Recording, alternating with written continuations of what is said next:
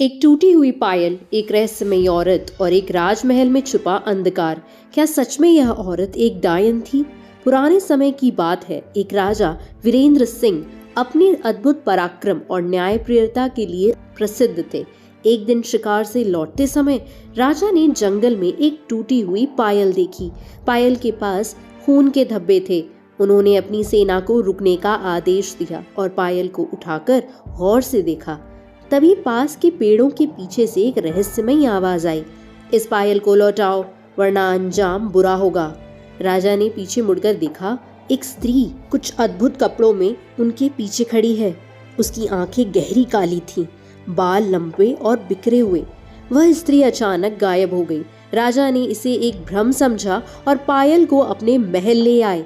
महल में अजीब घटनाएं होने लगी। सैनिकों ने बताया रात को किसी औरत की रोने की आवाजें सुनाई देती हैं।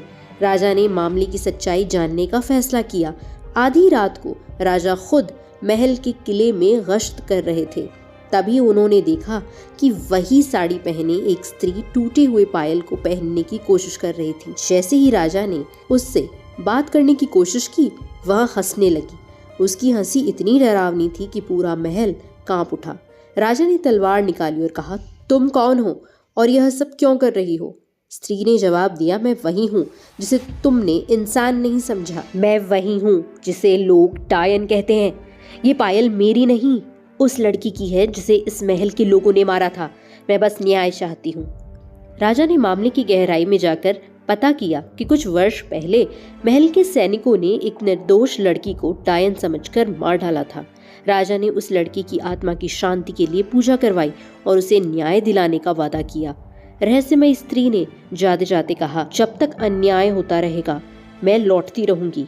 राजा ने उस दिन से यह प्रण लिया कि उनके राज्य में कभी किसी निर्दोष को सजा नहीं मिलेगी। लेकिन हर रात महल के गलियारे में टूटे पायल की आवाज आज भी गूंजती है।